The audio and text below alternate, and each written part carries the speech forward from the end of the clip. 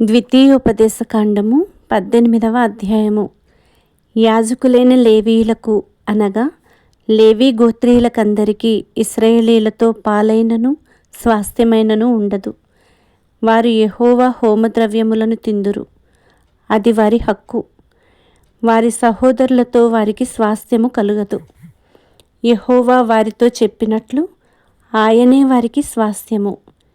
జనుల వలన అనగా ఎద్దు గాని గొర్రె గాని మేక గాని బలిగా అర్పించు వారి వలన యాజకులు పొందవలసినదేదనగా కుడి జబ్బను 2 దవడలను పొట్టను యాజకునికియ్యవలెను. నీ ధాన్యములోను నీ ద్రాక్షారసములోను నీ నూనెలోను ప్రథమ ఫలములను నీ గొర్రెల మొదటి బొచ్చును అతనికియ్యవలెను. నిత్యము యెహోవా నామమున నిలిచి సేవ చేయుటకు నీ గోత్రములన్నిటిలోనూ అతనిని అతని సంతతి వారిని నీ దేవుడైన యెహోవా ఏర్పరచుకొని ఉన్నాడు. ఒక లేవీయుడు ఇశ్రాయేలీయుల దేశమున తాను విదేశిగా నివసించిన నీ గ్రామములలో ఒకదాని నుండి యెహోవా ఏర్పరచుకొను స్థలమునకు మిక్కిలి మక్కువతో వచ్చినప్పుడు అక్కడ యెహోవా సన్నిధిని నిలుచు లేవీయులైన తన గోత్రపు వారు చేయునట్లు అతడు తన దేవుడైన యెహోవా నామమున సేవ చేయవలెను. అమ్మబడిన తన పిత్రార్జితము వలన తనకు వచ్చినది కాక అతడు ఇతరుల వలె వంతు అనుభవింపవలెను. నీ దేవుడైన యెహోవా నీకిచ్చుచున్న దేశమున నీవు ప్రవేశించిన తరువాత ఆ జనముల హేయకృత్యములను నీవు చేయ నేర్చుకొనకూడదు.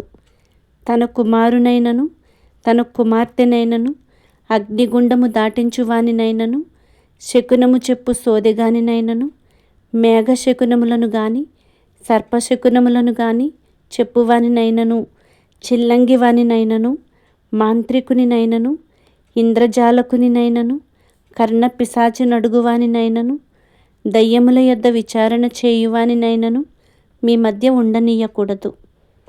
వీటిని చేయు ప్రతివాడును యెహోవాకు హేయుడు. ఆ హేయములైన వాటిని బట్టి నీ దేవుడైన యెహోవా నీ ఎదుట నుండి ఆ జనములను వెళ్ళగొట్టుచున్నాడు. నీవు నీ దేవుడైన యెహోవా యొద్ద యథార్థపరుడవై ఉండవలెను. నీవు స్వాధీనపరచుకొనబోవు జనములు మేఘశకునములను చెప్పువారి మాటను సోదెగాండ్ర మాటను విందురు. నీ దేవుడైన యెహోవా నిన్ను అలాగున చేయనీయడు. హోరేబులో ఆ సమాజ దినమున నీవు నేను చావకయుండునట్లు మళ్ళీ నా దేవుడైన యెహోవా స్వరము నాకు వినబడకుండునుగాక, ఈ గొప్ప అగ్ని నాకు ఇకను కనబడకుండునుగాక అని చెప్పితివి.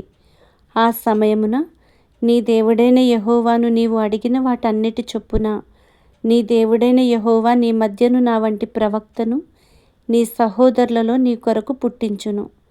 ఆయన మాట నీవు వినవలెను. మరియు యెహోవా నాతో ఇట్లనెను, వారు చెప్పిన మాట మంచిది. వారి సహోదరులలో నుండి నీ వంటి ప్రవక్తను వారి కొరకు పుట్టించెదను.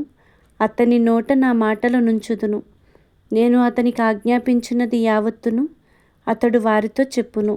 అతడు నా నామమున చెప్పు నా మాటలను వినని వానిని దాని గూర్చి విచారణ చేసెదను.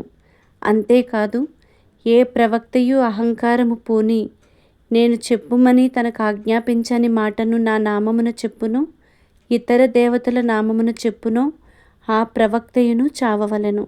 మరియు ఏదొక మాట యెహోవా చెప్పినది కాదని మేమెట్లు తెలుసుకొనగలమని మీరు అనుకొనిన ఎడల ప్రవక్త యెహోవా నామమున చెప్పినప్పుడు ఆ మాట జరుగకపోయిన ఎడలను ఎన్నడూనూ నెరవేరకపోయిన ఎడలను అది యెహోవా చెప్పిన మాట కాదు. ఆ ప్రవక్త అహంకారము చేతనే దాని చెప్పెను గనుక దానికి భయపడవద్దు.